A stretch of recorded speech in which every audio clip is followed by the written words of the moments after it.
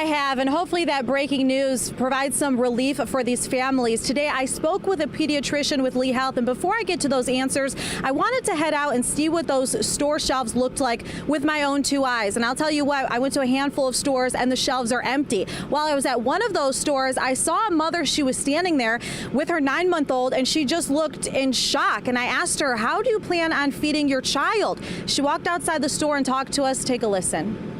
It's been a battle, just trying to get her milk that she needs. Natalia Diaz, the mother of 9-month-old Phoebe, tells me she's seen this formula shortage begin months ago. Okay, this is the last can. Where am I going to find the next one? And get progressively worse.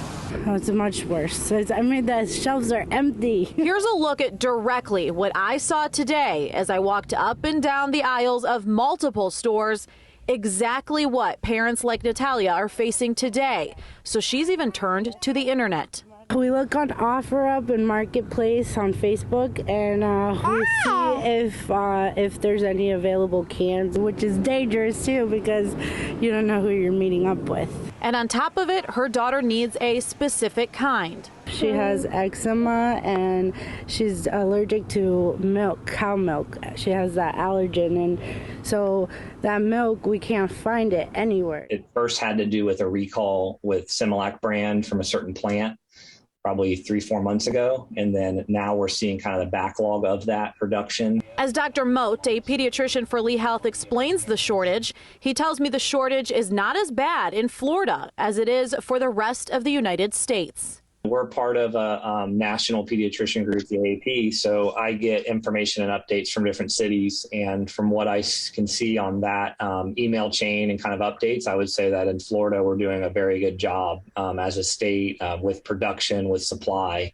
that it hasn't hit us as hard. But we are still looking at a shortage. What is your pros and cons from ages, what you can and can't do if you absolutely cannot find anything and you don't know what to give your kid right now? Yes, so that's a great question. So that has to do with the age of the baby or infant. I would say in short, it would be between 0 and 6-month-olds. Definitely want to use formula, and that's your main source of nutrition. Once you get after that, you can also have pureed foods and start introducing a lot of different foods for calories. And so you don't need as much formula. And then I would say after that 9-month mark, sometimes in different scenarios, we will start introducing whole milk or 2% milk in addition to formula.